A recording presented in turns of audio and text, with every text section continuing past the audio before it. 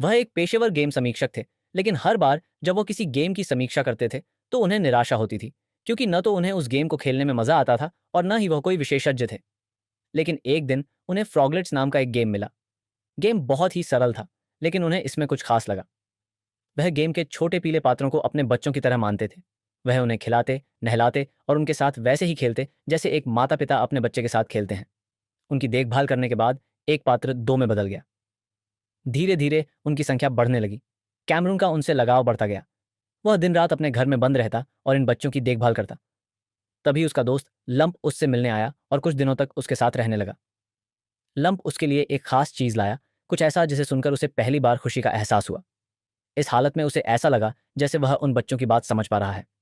यह सुनकर कैमरून बहुत खुश हुआ। उन्हीं बच्चों ने उससे कहा कि अगर कंप्यूटर में ज्यादा हार्डवेयर लगा दिया जाए तो यह तेजी से बढ़ेगा। कैमरून ने तुरंत उन सभी चीजों को लिख लिया जिनकी उन्हें जरूरत थी। लेकिन अगले दिन जब वह उठा तो वह फिर उनसे बात नहीं कर पा रहा था। घबराकर उसने लंप से सारा कबाड़ खरीद लिया और फिर वह सारा उपकरण भी खरीद लिया जो बच्चों को चाहिए था। घर पहुंचते ही उसने उस कबाड़ को चबाना शुरू कर दिया। अब वह हर दिन उस लत में डूबा रहता। कैमरून के जाते ही उसे रास्ते में फिर से लुम मिला। वो फिर से उसके घर पर ही रहना चाहता था। बच्चों को बचाने के लिए कैमरून ने कंप्यूटर पर कपड़ा डाला और ऑफिस चला गया। वहां उसने रिपोर्ट टाइप करना शुरू किया, लेकिन बॉस ने मना कर दिया क्योंकि गेम की रिलीज कैंसिल हो चुकी थी। फिर भी कैमरून टाइप करता रहा। दूसरी तरफ लुम कंप्यूटर के पास गया और उन बच्चों पर पत्थर फेंकने लगा। कैमरून जैसे ही वापस आया तो बच्चों की चीखें सुनकर उसे बहुत दुख हुआ।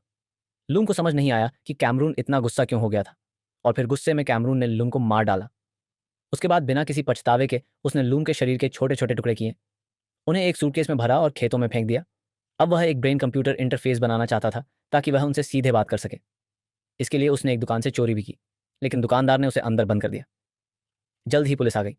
उन्होंने उसकी पहचान की और पाया कि वह पहले से ही एक बड़ा अपराधी है, लेकिन कैमरून यही चाहता था। उसने पुलिस कैमरों के जरिए एक संदेश भेजा, 20 सेकंड में दुनिया बदलने वाली है। और फिर पुलिस ने स्क्रीन पर जो देखा वो किसी की कल्पना से परे था।